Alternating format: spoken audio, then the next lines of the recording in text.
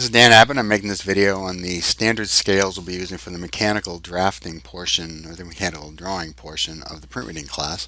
There are four of them that we'll be dealing with until we get into architectural and civil, where you start having some other kinds of scales. I'm going to start with a standard fractional scale that you're familiar with, where you are measuring in 16ths or 32nds of an inch. It's one type of scale. It's still used frequently in architectural, not very often in mechanical, although welders often use fractional length scales. I'm showing you the decimal equivalent here of the fractions for the standard fractions. We're also going to use a metric scale, which is measured in millimeters. I'm going to show you how to use a decimal inch scale, which is measured in 200ths of an inch as its smallest unit. Let's just start up here. First, where did this system of measuring come from? Well, at some point in the past, Sumerians and the Romans apparently, the number 12 was a useful way of measuring.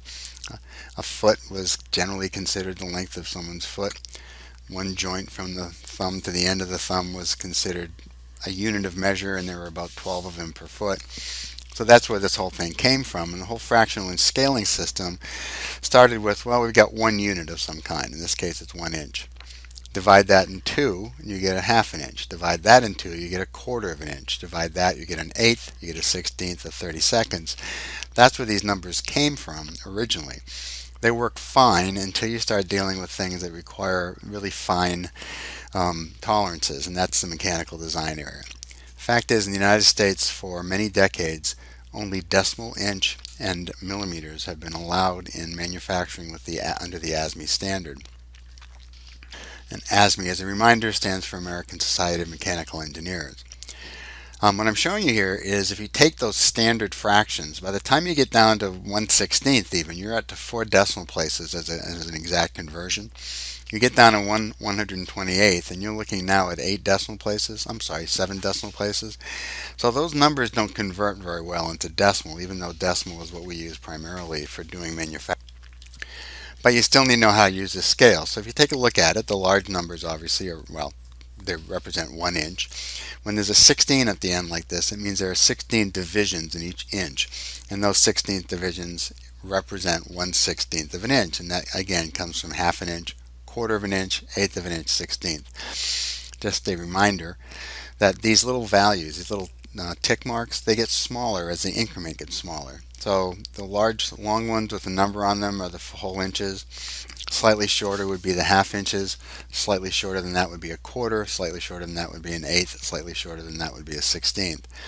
Which makes it fairly easy. For instance, if you're looking right there and you see your one little mark past the half, well, you know that there are 8/16ths and a half, so there's one more that's 9/16ths of an inch.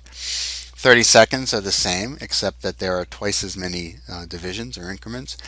And again, you start with the half, quarter, eighth, 16th, and then divide it into 30 seconds. One problem with this system is, for instance, when you start adding and subtracting and dividing numbers. If I asked you to add 3 30 seconds to an eighth of an inch and then divide by a quarter, the answer to that is 7/8. But going to the process of getting that number is fairly involved. Whereas if those values had been decimal values, it would be much easier to do.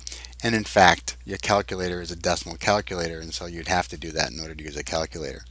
The other type of scale we'll be using in this class is let's look at decimal inch first. The decimal inch scale, this is what you're likely to find in a machine shop. Once again, the numbers are divided, or the lengths are divided into inches, so 1 whole inch is the longest value. But instead of dividing that in half and that in half and that in half, you have only 2 other major divisions. One of them is 1/10 of an inch. So if you take a look at the distance from that 0 to that 0.10 right there, that's 1/10 of an inch. If you're having trouble with this, and I know some people think this is a little bit difficult, so if you think of this as having like 1 representing 100% of something, or $1, that 0.1 represents 10 cents. So 10 cents is 1/10 of a dollar. So each of these marks right here is a decimal value in tenths. 0.1, 0.2, 0.3, 0.4, 0.5, 5/10 is half an inch. Then these values, between them, there are 5 spaces here. And if you take 10 and divide by 5, you get 0.02. 0.02 is the distance from that point right there to that point right there. That's 2/100ths of an inch. Now, it would be a little easier to use this in some ways if we had divided this into 1/100ths of an inch instead of 2/100ths of an inch. Um, you know, the problem though is you have so many little lines that it would be really hard to read. And if you notice as I back out of here, how it starts to kind of blend in down here, and it makes it very difficult to measure.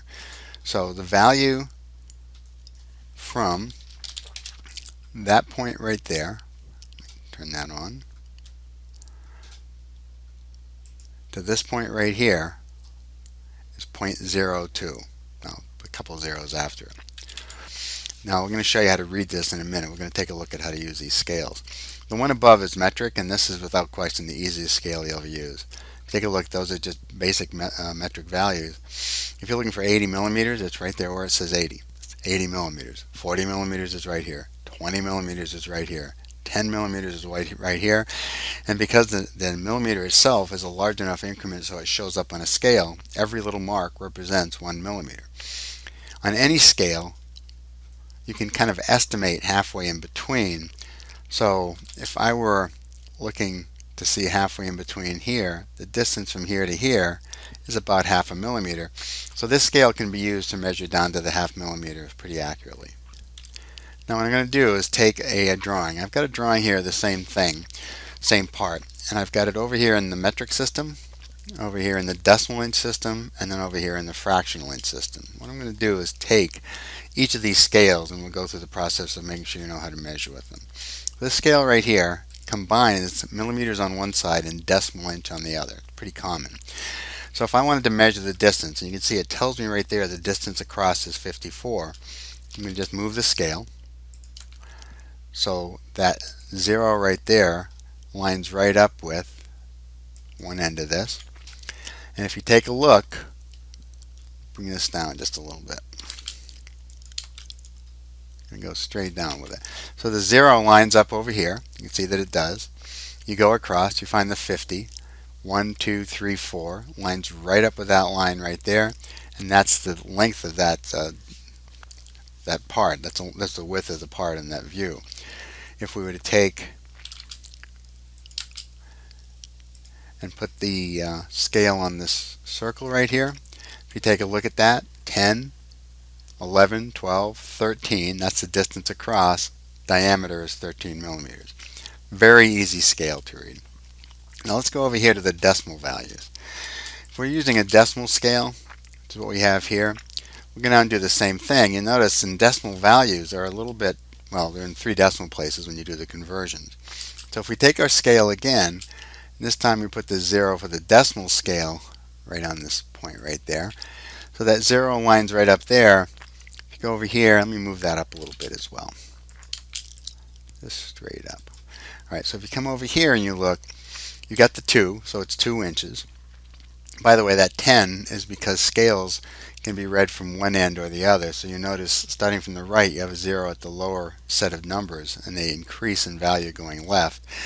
Over here, then the 0 is on the left, and they increase in value going right. So if we take a look at this, let's see if we can just kind of read this. You can see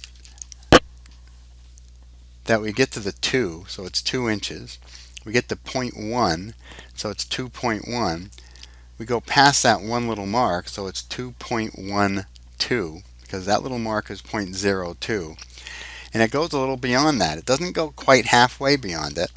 Since it's 0.02 from here to here, if it went exactly halfway, that would be 0.03 from here to here. So it's a little less than 0.03. So 2 inches, 0.125, say. We go down and take a look at what it really is, 2.126. So the estimate was off a little bit, but that's how you'd have to measure this if you were going to use a decimal scale. If we were to rotate that, just go 90 degrees, and then you want to measure something up and down. Once again, you go to the 0 and you put the 0 on something. So what do we have? The distance from here to the center of that circle starts right there at the 0, comes up, that line comes over here, and again, if we're going to estimate this, we go to the 1, so that's 1 inch. So 1 point what? Well, it goes past the point 1, so it's 1.1, but it doesn't go all the way to point 2. It goes past the point 0 to point 0.04, so this is going to go to 4 and a little teeny bit beyond. Let's just try to estimate that at 1.142. That would be in inches now. Now if you take a look, we estimated pretty well. You can see the actual dimension over here is 1.142. So that's how you'd use this scale. Now let's go over to the fractional inch scale. If this was done in fractional inch, and by the way, this is, probably put a note on it, fractions are not permitted on mechanical drawings. This is for comparison purposes only. Now we're going to go over here and we're going to grab that fractional inch scale. We'll bring that one down. So if we look at the overall length of this, it says 3.5 inches. Well, let's find out if it really is 3.5 inches. First we take and put the 0 right on the scale. Let's put it down here, right here. Now there's 3. There's a half, but if you notice, you zoom right in, actually it's a little bit longer than a half. Why does it read 3.5?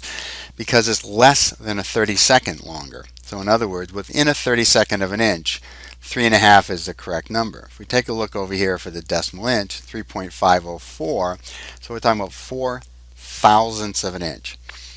0.5, that's 5 tenths. 0.50, that's 50 100ths. 0.504 is 504 thousandths of an inch. We compare the same thing to the decimal system and it's 89 millimeters. Now you've done your conversions, so let's just go through and say if we have 89 millimeters and we divide 89 millimeters by 25.4 millimeters per inch, what are we going to get?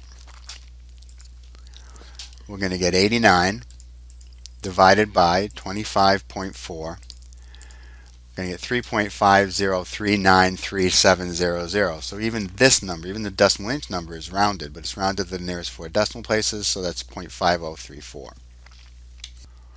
now let's go back to the fractional inch scale. Again, this is not the one you're likely to use in a machine shop, but it does get used sometimes, and we're going to use it in the class because it is a system that's often used in architectural, etc. So let's take a look now. If we take the scale, we're going to measure in 30 seconds now. So we're going to move this. I want to take it from the 0, and let's check that. It says it's 1 1/8 inches right there.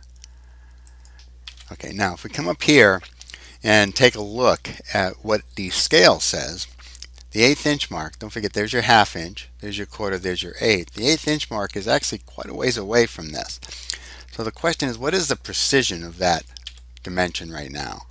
And the precision of that dimension right now is 1/16. Go to 32nd. So at 32nd of an inch precision, this is a 1 inch and 3/32 circle, and that circle is a raised boss. So if we take a look up here, there's the 1 inch mark, the long one. 1/32 is the next mark because this is measured in 30 seconds of an inch. Then there's a second mark and a third mark, that's 3/32. We get no closer to the fourth one than we are to the third one, so we're going to leave it as 3/32. However, we just changed the precision on this to 30 seconds. If we change the precision on this to something really large, like a 1/4 of an inch, it's going to tell us that that circle is 1 inch. Because if you take a look at the scale, there's your 1/2 inch, there's your 1/4. Measured in 1/4 of an inch, it's closer to 1 full inch than it is to 1 1/4. So the precision that you use when you're making something is going to be critical in terms of how that comes out. I'm going to change the precision of this again. We'll go up to 1/8 of an inch, for instance. So it's 1 1/8 inches. Now if we change the precision again back to what it was when we started, 1/16 of an inch is still 1 1/8 inches, and here's why. There's your 1, there's your 1/2, there's your 1/4, there's your 1/8. We're measuring in 1/16 of an inch, and what's the closest thing within a 1/16 of an inch of this? It's going to be 1 1/8, because we have 1/16 right here, 2/16 right here. It's closer to 2/16 than it is to 1/16. You notice it's closer to that line than it is to this one. 2/16 of an inch can be reduced to 1/8. Let's just do one more measurement just to make sure. We'll do the next measurement vertically. We'll take this, we'll rotate it another 90 degrees. So it goes straight up and down. Then I'll move it so that 0 comes down here, and let's measure. Okay, it tells me right there that's 5/32 of an inch. Let's put that right here. So now 5/32 of an inch comes right, you can see it comes almost to that little mark right there. So we are really close to 5/32 of an inch. So if you take a look at this, starting from 0, 1, 2, 3, 4, 5, that's the 5/32 mark. If we look at the line underneath it that measures that, that's where it comes to right there. Move that off to the side just a little bit. Okay, so if we look at how those line up, that's very, very close to a 32nd of an inch. That's enough for, I think, the scales, and we'll wrap this one up and we'll get to the architectural and the civil scales at another time.